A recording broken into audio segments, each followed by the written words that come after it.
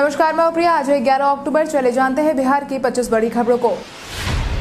पंचतत्व को विलीन हुए रामविलास पासवान। दिवंगत केंद्रीय मंत्री रामविलास पासवान को पूरे राजकीय सम्मान के साथ दीघा के जनार्दन घाट से विदाई दे दी गई, जहां पर उनके बेटे चिराग पासवान ने उन्हें मुखाग्नि दी। जानकारों की माने तो अपने पिता को विदाई के दौरान चिराग पासवान बेहद ही भावुक नजर आए। इससे पहले भी पार्टी कार्यालय में अपने पिता को श्रद्धांजलि देते समय चिराग पासवान रो पड़े थे। उसके साथ ही वहां मौजूदा लोग भी बेहद भावुक हो गए थे, जिसके बाद कार्यालय परिसर का माहौल बेहद ही गमगीन हो गया। हालांकि रामविलास पासवान से मिलने पहुंचने वालों की लंबी कतार देखने को मिली थी।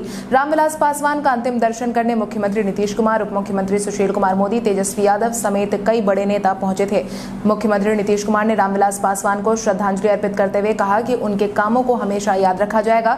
वैसे तो हर किसी को एक न एक दिन जाना है, लेकिन इस प्रकार से किसी के जाने पर भारी पीड़ा और तकलीफ होती है। BSMCFL ने असिस्टेंट पद के लिए निकाली रिक्तियां। Bihar state milk cooperative federation limited ने अकाउंट असिस्टेंट, मार्केटिंग असिस्टेंट और प्रोक्योरमेंट असिस्टेंट पद के लिए 142 पदों पर आवेदन की मांग की है। इच्छुक और योग्य उम्मीदवार Bihar state milk cooperative federation limited की आधिकारिक वेबसाइट www.sudha.com पर जाकर आवेदन भर सकते हैं। ध्यान रहे, आवेदन भरने की अंतिम तारीख 7 नवंबर तय की गई है। उम्मीदवार के पास एक प्रतिष्ठित संगठन में 2 साल के अनुभव के साथ कॉमर्स में बैचलर्स डिग्री होना अनिवार्य है। विपणन के साथ मान्यता प्राप्त विश्वविद्यालय से किसी भी विषय में उत्तीर्ण होना चाहिए। खरीद सहायक उम्मीदवार के पास मान्यता प्राप्त विश्वविद्यालय संस्थान से विज्ञान, कला, वाणिज्य में स्नातक की डिग्री होना अनिवार्य है।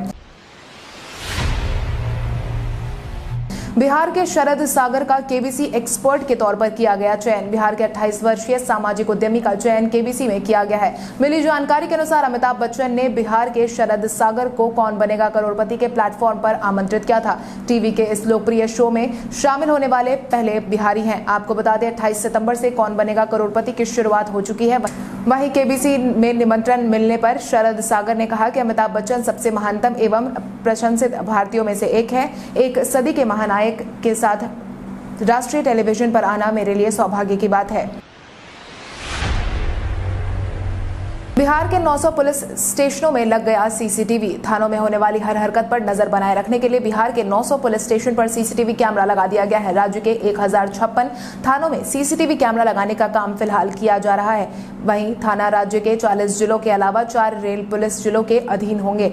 मिली जानकारी के अनुसार लगातार पुलिस द्वारा गलत बर्ताव करने की शिकायत सामने आ रही थी, जिसके बाद ही यह फैसला लिया गया है। यही वजह है कि सभी थानों को लगभग सीसीटीवी कैमरे से लैस करने की तैयारी की जा रही है। इतना ही नहीं, अब उन जगहों पर भी सीसीटीवी की नजर होगी जहां थानों का कामकाज निपटाया जाता है। पटना के रिवॉल्विंग रेस्टोरेंट में आपको देखने को मिलेगा बहुत कुछ खास। राजधानी पटना में पर्यटकों के लिए घूमने फिरने की कई जगह काफी मशहूर है, जहां बिहारवासी साथ ही साथ दूसरे क्षेत्र से आए लोग घूमने आ सकते हैं, जिनमें से एक है विस्कोमान भवन में बना रिवॉल्विंग रेस्टोरेंट। विस्कोमान भवन की 18वीं मंजिल पर स्थित पटना के सबसे ऊंचे टावर के ऊपर एक रिवॉल्विंग रेस्टोरेंट है, जैसा कि निर्धारित किया गया है। जर्मन तकनीकों के समर्थन में 45, 60 और 90 मिनट में एक चक्कर लेता है। गुप्तेश्वर पांडे ने गलत आईडी बनाने वालों पर की टिप्पणी। बिहार के पूर्व डीजीपी गुप्तेश्वर पांडे अक्सर सुर्खियों में बने रहते हैं। वहीं अब एक बार फिर से उनके किए गए ट्वीट पर चर्चाओं के बाजार गर्म हो गए हैं, जिसके तहत उन्होंने लिखा है कि कई बार मेरे नाम से गलत आईडी बनाकर कुछ लोग मुख्यमंत्री नीतीश कुमार के खिलाफ टिप्पणी करते हैं, जिससे समाज में गलत संदेश जाता है। मेरी तरफ से ऐसे गलत आईडी को लेकर सख्ती देखी गई है, मगर एक बार फिर से ऐसी हरकतें शुरू हो गई हैं। दोबारा से कुछ लोग शरारत करने पर उतर आए हैं। ऐसे लोगों पर सख्ती से पेश आया जाए। स्कॉर्पियो में मिले 40 लाख रुपए। खजांची थाना अंतर्गत थाना चौक पर शुक्रवार की शाम वाहन जांच में पुलिस को बड़ी सफलता हाथ लगी है। मिली जानकारी के अनुसार वाहन जांच के क्रम में एसएसटी यानी कि स्टैटिक सर्विलांस टीम ने एक स्कॉर्पियो में 40 लाख रुपए को जब्त किया है। एसपी विशाल ने जानकारी देते हुए बताया है कि वाहन चेकिंग के दौरान एक काले रंग के स्कॉर्पियो से 40 लाख रुपए बरामद किए गए हैं और फिलहाल रुपयों की जाँच की जा रही है, जिसके बाद यह पता लगाने की कोशिश की जा रही है कि यह किस तरह का पैसा है। कोरोना प्रभावितों की संख्या पहुंची 1,94,000 के पार।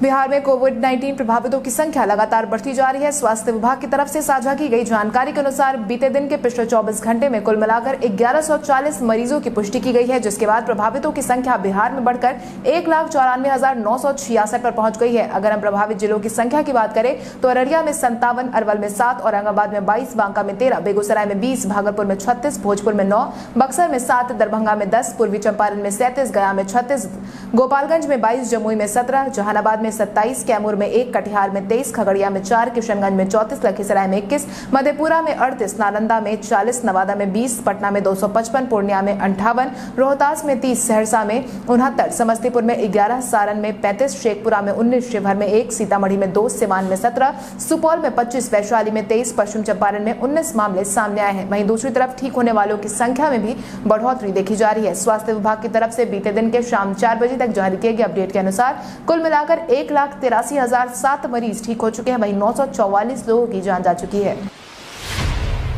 पटना हाईकोर्ट में बना स्टूडियो कोर्ट। देश में पहली बार पटना हाईकोर्ट में स्टूडियो कोर्ट का निर्माण करवाया गया है। हाईकोर्ट परिसर स्थित एक न्याय कक्ष में जज को बैठने और दूसरे कोर्ट रूम में वकीलों को बैठने की व्यवस्था की गई है। एक रूम में दूसरे रूम में वकील अपना पक्ष वीडियो सिस्टम से रखेंगे और जज पूरे मामले का फैसला सुनाएंगे। इसके साथ ही 2 एकल पीठ का निर्माण भी करवाया गया है। जो वकील अपने घर के बजाय कोर्ट में आकर बहस करना चाहते थे उनके लिए यह व्यवस्था की गई है। इसके साथ ही वीडियो कॉन्फ्रेंसिंग के माध्यम से सुनवाई भी जारी रहेगी। आपकी जानकारी के लिए आपको बता दें, कोरोना माहौल के बीच कई युवा वकील फिजिकल कोर्ट शुरू करने की मांग कर रहे थे।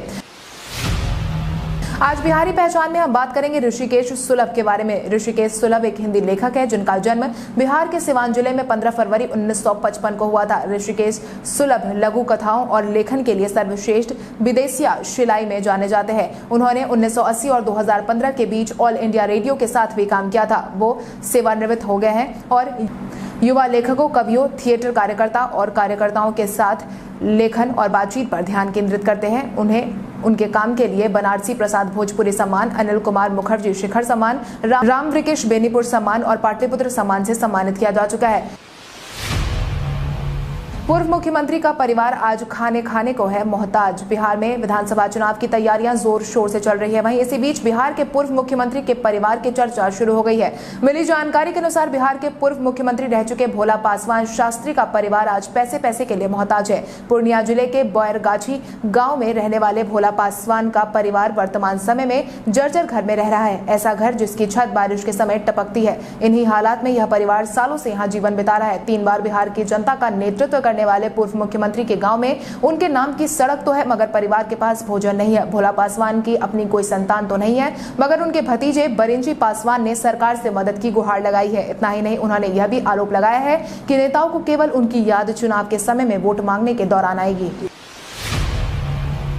अपने पिता को मुखाग्नि देते वक्त बेहोश हुए चिराग। रामविलास पासवान के गुजर जाने के बाद लोजपा पर दुखों का पहाड़ टूट गया है। वहीं बीते दिन उन्हें पूरे राजकीय सम्मान के साथ अंतिम विदाई भी दी गई है। वहीं मौके पर चिराग पासवान बेहद ही गुमसुम नजर आए। वहीं रामविलास पासवान के समर्थक भी उनकी इस यात्रा में बेहद ही भावुक नजर आए। दीघा के जनार्दन घाट पर सभी की आंखें नम नजर आई। कुछ लोग अपने नेता के अंतिम दर्शन के लिए पहुंचते देखे गए और परिवार वाले भी मौके पर एक दूसरे को संभालते नजर आए। वहीं दूसरी तरफ अपने पिता का अंतिम संस्कार करने के दौरान चिराग पासवान बेहोश हो गए थे, जिसके बाद कई परिवारजन उनकी तरफ उन्हें उठाने पहुंचे थे। विधानसभा चुनाव में मधुबनी पेंटिंग के जरिए महिलाओं को मिलेगा रोजगार। इस बार विधानसभा चुनाव में कोरोना के माहौल के बीच चुनाव का आयोजन करवाया जा रहा है। वहीं चुनाव के दौरान इस बार मधुबनी पेंटिंग करने वाले कलाकारों को रोजगार के बम पर अवसर मिलने वाले हैं।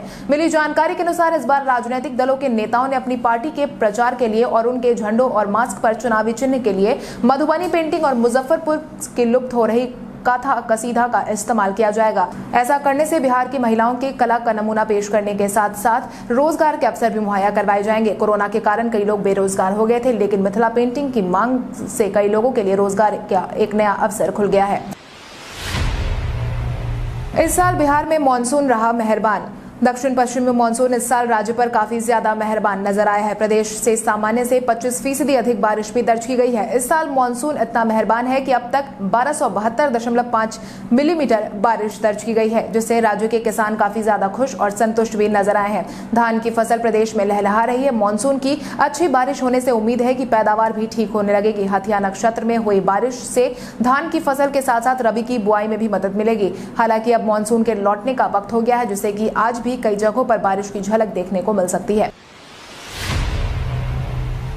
वाल्मीकि नगर में मिला दुर्लभ प्रजाति का पीला कछुआ। बिहार के वाल्मीकि नगर में अनोखा कछुआ देखने को मिला है। मिली जानकारी के अनुसार बिहार के वाल्मीकि नगर के गोल चौक के पास शिवपुरी मोहल्ले में वन विभाग ने दुर्लभ प्रजाति का पीला कछुआ पकड़ा है। हालांकि बाद में पकड़े गए कछुए को जटाशंकर वन क्षेत्र में छोड़ दिया गया। वाल्मीकि व्याघ्र परियोजना के निदेशक हेमकांत रॉय ने बताया कि एलोंगेटेड प्रजाति के कछुए को बरामद किया गया। यह कछुआ नेपाल, बांग्लादेश, भारत, लाओस में पाया जाता है। भारत में इसे पीला कछुआ के नाम से जाना जाता है।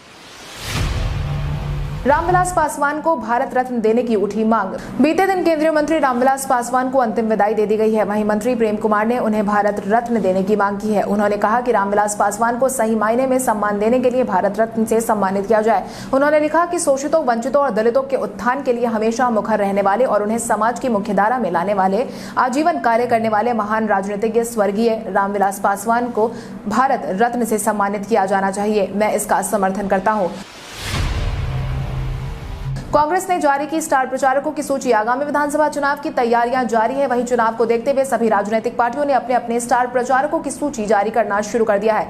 इसी क्रम में कांग्रेस ने भी अपने स्टार प्रचारकों की सूची जारी कर दी है, जिसमें कुल मिलाकर 30 नाम का ऐलान कर दिया गया है। पहले 5 स्टार प्रचारकों के नाम है सोनिया गांधी, मनमोहन सिंह, मीरा कुमार और गुलाम नबी आजाद के नाम का जिक्र किया गया है। वहीं सूची में अन्य नेताओं का नाम भी शामिल किया गया है। नामांकन से चूके नेताओं को भाजपा ने दिया अल्टीमेटम। बागी नेताओं को अब बख्शने के मूड में भाजपा नजर नहीं आ रही है, बल्कि ऐसे नेताओं पर अब और ज्यादा सख्ती दिखाई जा रही है। मिली जानकारी के अनुसार जिन जिन नेताओं ने अब तक नामांकन कर दिया है, उन्हें नाम वापस देने की तारीख तक का समय दिया गया है। पार्टी नेतृत्व ने फोन करके ऐसे नेताओं को साफ कहा है कि वो नाम अपना वापस ले ले, वरना उन्हें 6 साल के लिए दल की प्राथमिक सदस्यता से बाहर निकाल दिया जाएगा। हालांकि दल के इस संदेश का बागियों पर कितना असर पड़ेगा, यह देखना दिलचस्प होगा। आपको बता दें, पहले चरण के लिए कुल मिलाकर 71 विधानसभा सीटों के लिए 1357 प्रत्याशियों ने नामांकन दाखिल कर दिया है। भाजपा सरकार द्वारा सम्मानित महिला मुखिया को राजद ने दिया टिकट। बिहार विधानसभा चुनाव के लिए टिकट बंटवारे का दौर जारी है। इसी बीच राष्ट्रीय जनता दल ने एक लोकप्रिय महिला मुखिया को विधानसभा का टिकट दे दिया है। इस मुखिया को कुछ साल पहले ही केंद्र की भारतीय जनता पार्टी की सरकार ने पंचायती राज में उनके सराहनीय कार्य को लेकर सम्मानित भी किया था। ऋतु जायसवाल सीतामढ़ी जिले के सोनबरसा ब्लॉक के सुदूर राज सिंह वाहिनी पंचायत की मुखिया है। राजद में उन्हें परिहार विधानसभा क्षेत्र से टिकट दिया गया है। आपको बता दें, दिल्ली के एक पब्लिक स्कूल की नौकरी छोड़ने पर और अपने IAS पति के साथ आरामदायक जीवन को त्याग कर ऋतु जायसवाल ने पंचायत चुनाव में हिस्सा लेने का फैसला किया था।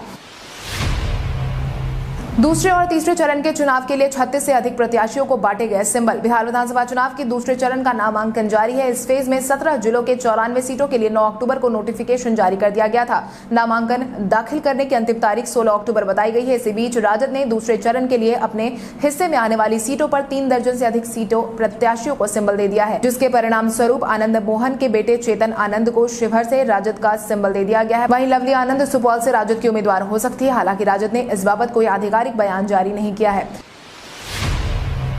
बिहार चुनाव में छात्र नेता करेंगे डोर टू डोर प्रचार। आगामी विधानसभा चुनाव में वाम दलों के युवा नेता को मैदान में उतरने का फैसला लिया गया है, जिसके तहत जल्द ही अब बिहार में चुनावी प्रचार के लिए दिल्ली, केरल, महाराष्ट्र, तमिलनाडु और बंगाल से वाम दलों के छात्र नेता पहुंचने वाले हैं। ये सभी नेता बिहार पहुंचकर डोर टू डोर कैंपेनिंग करने वाले हैं। इसी क्रम में वाम दल के पक्ष में JNU और दिल्ली विश्वविद्यालय के छात्र नेताओं का जत्था पटना पहुंच चुका है। उनके साथ कई विश्वविद्यालय के छात्र नेता भी मौजूद है। मिली जानकारी के अनुसार N साई बाला पटना पहुंच चुके हैं। वहीं IC घोष और अध्यक्ष गीता कुमारी, आशुतोष कुमार पटना आने वाले हैं। महेंद्र सिंह धोनी की बेटी के नाम पर जारी किए गए बयान से शुरू हुआ बवाल। अक्सर सोशल मीडिया पर खिलाड़ियों के खराब परफॉर्मेंस के लिए खिलाड़ियों को खूब भला बुरा कहा जाता है, मगर कुछ यूजर अपनी सीमा भूल जाते हैं। ऐसा ही कुछ महेंद्र सिंह धोनी के साथ देखने को मिला है। महेंद्र सिंह धोनी की टीम चेन्नई के खराब मैच के बाद ट्रोलर्स ने उन्हें ट्रोल करना शुरू किया था। वहीं एक यूजर ने तो हद पार कर दी।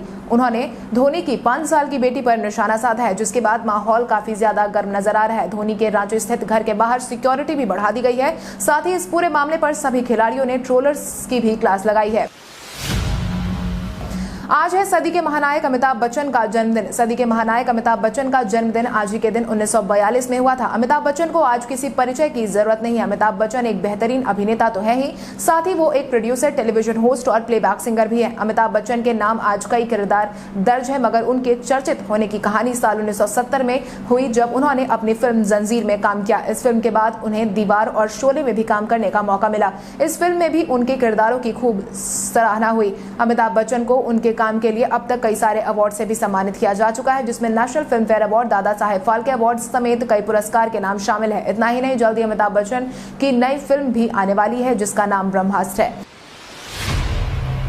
गूगल ने एंड्रॉइड स्मार्टफोन के लिए जारी किए नए फीचर। गूगल ने एंड्रॉइड स्मार्टफोन के लिए नए फीचर को जारी कर दिया है, जिससे कि नए और पुराने दोनों वर्जन में अब देखने को मिलेगा। यह नए Android feature Google assistant, Duo, phone app और बाकियों के लिए पेश किया गया है। गूगल असिस्टेंट की शुरुआत करें। इसके साथ ही गूगल पर वीडियो कॉलिंग ऐप डुओ में भी अब स्क्रीन शेयरिंग इनेबल कर सकते हैं। गूगल अब स्पैम कॉलर्स को भी रोकने का काम करेगा। इसके साथ ही साउंड नोटिफिकेशन भी ऐड कर दिया गया है। अब आइए जानते हैं सराफा बाजार और पेट्रोल डीजल के क्या थे भाव। अगर हम सराफा बाजार की बात करें तो सोने का भाव 10 अक्टूबर को 22 कैरेट के लिए प्रति 10 ग्राम 49,540 रुपए था। वहीं 24 कैरेट के लिए प्रति 10 ग्राम 50,540 रुपए था। वहीं अगर हम चांदी की बात करें तो चांदी का भाव प्रति किलो 62,900 रुपए था। इसके अलावा राजधानी पटना में पेट्रोल की कीमत 83.80 रुपए प्रति लीटर थी। वहीं डीजल 75.90 रुपए प्रति लीटर था। कल हमारे द्वारा पूछे गए सवाल का जवाब आप में से बहुत सारे यूजर ने हमें कमेंट करके दिया था, उसके लिए आपका बहुत बहुत धन्यवाद। आप में से जिन यूजर का कमेंट हमें अच्छा लगा है उनके नाम है उजाला चौधरी, सोनू राजवंशी, मिथुन सिंह, शाहनवाज अहमद, सुबोध कुमार, अरविंद प्रसाद, नीतीश कुमार, ओमकार सिंह, पवन एंटरटेनमेंट, चंदन कुमार, हेमंत राज, शंकर यादव, जलंधर शेखर, जयशंकर कुमार, रवि रंजन कुमार, नीरज कुमार। इसके अलावा हमारी टीम को और भी लोगों के जवाब अच्छे लगे, मगर समय के अभाव के कारण हम उनका नाम नहीं ले पाए, लेकिन आप हमारे सवालों का जवाब देते रहे। हम कल आपका नाम लेने की पूरी कोशिश करेंगे। तो चलिए बढ़ते हैं आज के सवाल की ओर। आज का सवाल कुछ इस प्रकार है। आपके अनुसार आगामी विधानसभा चुनाव से पहले लोजपा प्रमुख रामविलास पासवान के दुनिया को अलविदा कहने से लोजपा पर कितना असर पड़ेगा? अपने जवाब हमें कमेंट करके जरूर बताएं। तो साथ ही आज के लिए बस इतना ही। अगर आप ये वीडियो हमारा यूट्यूब पर देख रहे हैं तो हमारे चैनल को सब्सक्राइब करें और बेल आइकन दबाना ना भूलें। और अगर आप ये वीडियो हमारा फेसबुक पर देख रहे हैं तो इस वीडियो को लाइक करें और ज्यादा से ज्यादा शेयर करें। धन्यवाद।